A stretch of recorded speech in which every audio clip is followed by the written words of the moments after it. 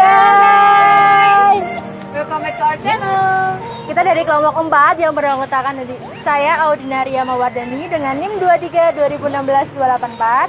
Saya Radika Nasarani 23 2016 261. Saya Pamita Teresia NIM 23 2016 123. Saya Tesalonika Pradina NIM 23 2016 184. Dan NIM 23 2016 129. Saya Dimakinan Nisar 23 2016 229. Nah, di sini kita dari mata kuliah praktek audit internal ingin melakukan analisis risiko-risiko di objek kami nih.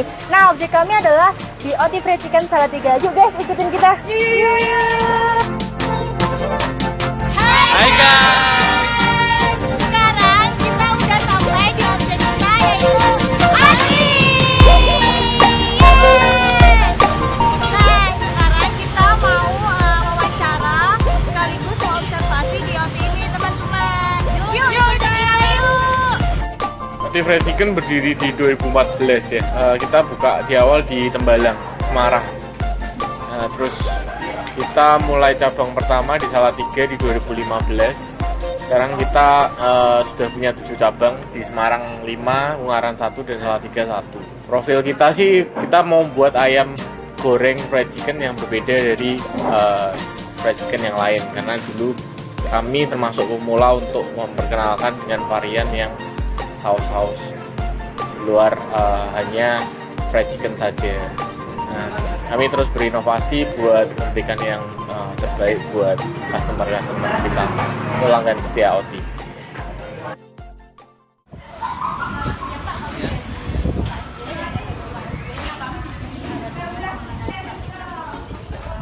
Nah, di sini tugas kami itu adalah menilai atau menganalisis risiko di kira-kira kita bisa wawancara atau ngobrol. Oh bisa sekarang.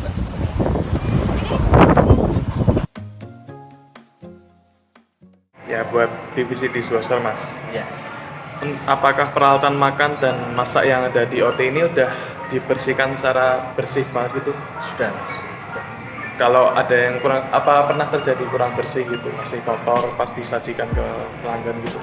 Oh masih ada. Kalau untuk itu pencegahannya gimana? Yang pasti yang di bagian checker itu harus jeli. Dan nanti kalau misalkan masih ada yang kotor, kita kembalikan lagi ke bagian dishwasher. Kita minta tolong untuk dibersihkan lagi. Terus yang peralatan makan dan masak yang tadi itu sudah dikeringkan dengan baik apa belum? Misal Sudah. masih ada yang basah atau Sudah mas, karena kita sudah punya alatnya untuk mengeringkan kayak rak piring atau apa itu untuk pengeringan, dan nanti jika udah kering kita lap lagi. itu pernah terjadi nggak yang belum kering itu? Pernah kalau pas keadaan kita memang darurat, emergensi, kita rame, kita butuh kayak piring, gelas itu kita butuh banyak ya, kita minta langsung dikirim aja ke depan. Kalau misalkan itu belum kering ya kita lap di bagian checker, juga disediakan lap untuk lap piring. Terus yang Baru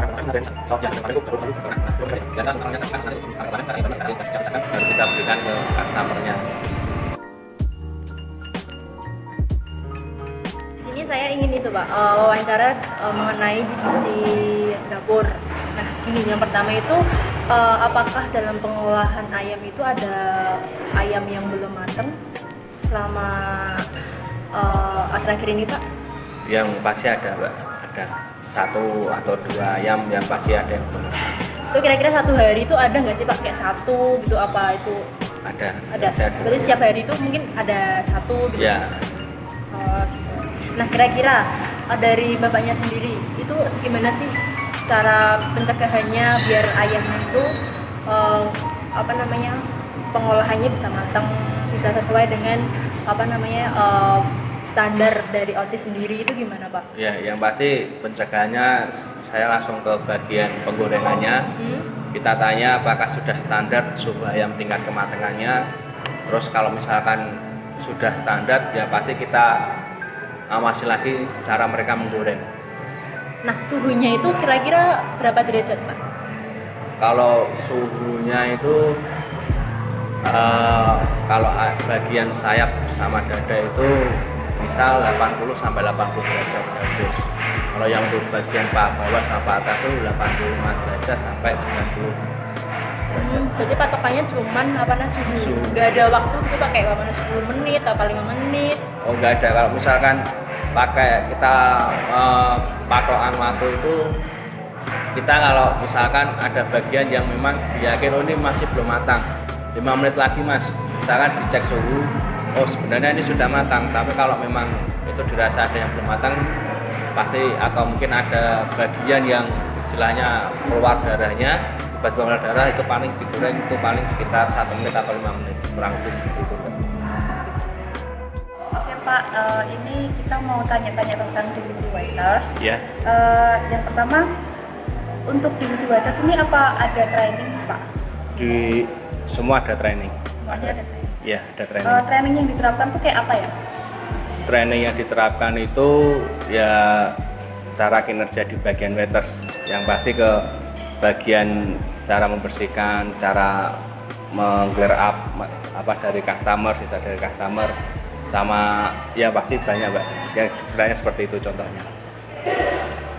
Lalu kalau misal udah diterapin training nih Pak, menurut Iya. Bapak training tersebut udah efektif belum buat membentuk karakter karyawan itu sendiri? Kalau pembentukan karyawan yang efektifnya itu ya pasti belum ya Mbak, pasti itu butuh waktu yang sangat lama juga, pasti nanti itu juga akan di training terus menerus sampai si waitersnya itu paham, oh ternyata standar operasional waiters di OT Fried Chicken itu seperti ini, terutama cara menservis customer itu yang baik, yang benar kayak gimana, seperti itu. Ada batasan waktu buat trainingnya nggak Pak? Maksudnya jangka waktunya mungkin 3 bulan untuk training, atau memang trainingnya itu diadain terus-menerus? Kalau training itu diadakan secara terus-menerus Mbak, sampai benar-benar dari customer merasa puas dengan servis dari waiters kami, terus apa namanya juga sudah memenuhi standar operasional di bagian waiters, baru nanti itu bisa kita tidak diteruskan lagi trainingnya. Berarti dia sudah paham dengan Berarti trainingnya itu nggak ada estimasi waktunya ya Pak? Tidak ada. Tapi kalau misalkan masih belum ya kita training terus sampai si waitersnya itu paham. Tadi kan Bapak bilang ada SOP bagian waitersnya. Iya ada. Nah, itu di situ ada pembagian tugas yang jelas nggak sih buat para karyawan waitersnya, seperti kalau misalnya Oh iya. Kalau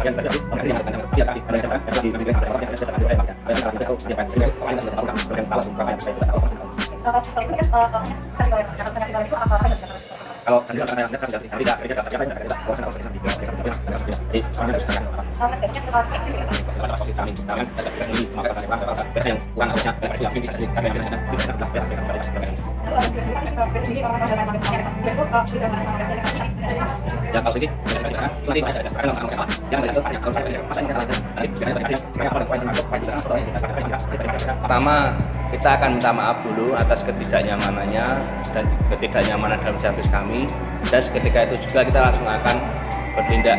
Bisa kalau meja kotor ya kita langsung bersihkan semuanya, kalau produk kita ada yang kurang, entah ayamnya kurang matang atau apa, kita ganti dengan yang baru. Terkadang kalau kita juga minta permisi dulu ke customernya, jika berkenan ayamnya perlu kita potong untuk ngecek bersama-sama apakah ayamnya sudah matang apa belum. Kita mau nanya buat yang di divisi kasir dan checker Pak. Iya. Nah, pertanyaan yang pertama itu, apakah karyawan yang di divisi kasir itu pernah terjadi minus uang transaksi? Ya, pernah. Itu seberapa sering ya Pak? Ya kalau seberapa sering ya kurang lebih hampir tiap hari ya. Tapi jika nominalnya nggak terlalu banyak. Terus gimana sih Pak tindakan dari Bapak sendiri gitu untuk mencegah minus transaksi ini? Yang pasti kita akan pengecekan ulang dari shift 1, shift kedua, shift ketiga, apakah ada pembelanjaan di luar belum ada nota, atau nanti kita cari sama-sama, yang pasti kita cek kembali lagi pengeluaran apa yang dilakukan sehari selama penjualan. Kalau misalnya udah dilakukan pencegahan kayak gitu, tapi ternyata masih ada terjadi kayak minus transaksi, penanggulannya kayak gimana Pak? Yang pasti ya kita lebih fokus lagi, terus berhati-hati, karena kita di bagian kasir itu bagian keuangan, jadi kita nggak asal mengembalikan, kita nggak asal menerima aja. Kita sekarang kita harus hari Pak. Saya buat pembiasaan Pak, kalau saya jadi salah satu. Oh, kamu siap silakan silakan banyak kalau saya jadi karena itu menurut saya akan kan silakan ada Dari sisi apa yang sekarang ada? oh kamu siap sekarang ada belum cuma ada saran yang belum dipikir apa kita jadi mungkin kita apa yang apa Terus yang kedua apa jadi salah jelaskan di efek masing-masing ada efeknya. Terus juga kalau ya pasti karena jadi kadang-kadang ada tahu ya kita kan nanti akan nanti kita orangnya akan kalau dari rumahnya dari efeknya apa? kalau orangnya itu karena sih dari cara Kalau ngecek jantanya atas itu siap pasti dikasih atau kalau ada namanya yang kalau ada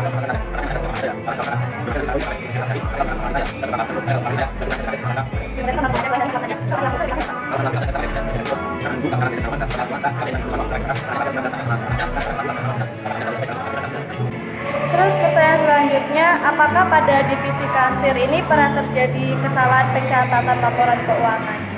yang pasti pernah terjadi Mbak. Karena ya mungkin dia terburu-buru atau apa namanya efek capek pasti itu akan lupa. Kalau buat pencatatannya sendiri itu Pak manual atau udah pakai aplikasi berbasis program kayak gitu Pak? Kalau sebagian ada yang pakai berbasis program dan sebagian manual. Yang nggak berbasis program itu kan kayak online terus driver online gitu. Terus yang GoPay itu kita ada laporannya sendiri. Udah. Kalau buat nginputnya itu loh Pak, misalnya Ya. kayak pemasukan minggu ini, hari ini kayak gitu, itu tuh pakainya kayak punya aplikasi sendiri kayak SIA kan biasanya kan kalau sistem pencatatan akuntansi kan pakai SIA iya, atau manual itu kayak Excel kayak gitu Pak. Oh, kalau kita tertulis manual aja. Oh, manual Excel aja. Kasih Kalau kita paling akhir kalau ada yang kita paling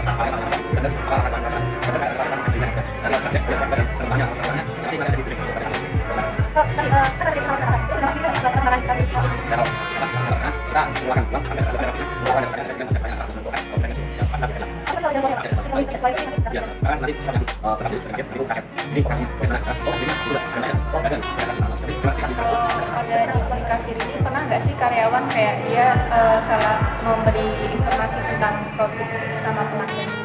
Ya, yang pasti pernah Mbak. Makanya itu kan kita selalu, saya nggak selalu mengawasi tapi selalu mendampingi.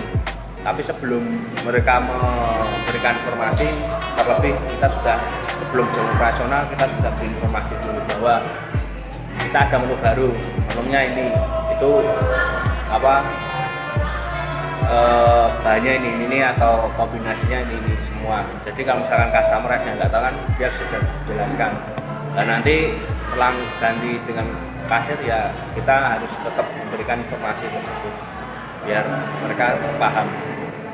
Kalau misalnya kan nanti kalau Ya kalau di sana ada ada ya kita kalau ada sama kalau kasih tahu kasih dua atau kasih dua ada jenis ini jadi kalau ada salah kalau yang kasih itu dia untuk sama kasih mereka dia kalau sana kalau memang yang salah tidak ada apa kalau terjadi yang salah kan sudah kasih mereka ada mereka dia ada masalah yang akan kita lakukan dalam oh ada apa cara juga sama dan mereka apa dan lalu saya juga nanti saat kita lakukan dari ada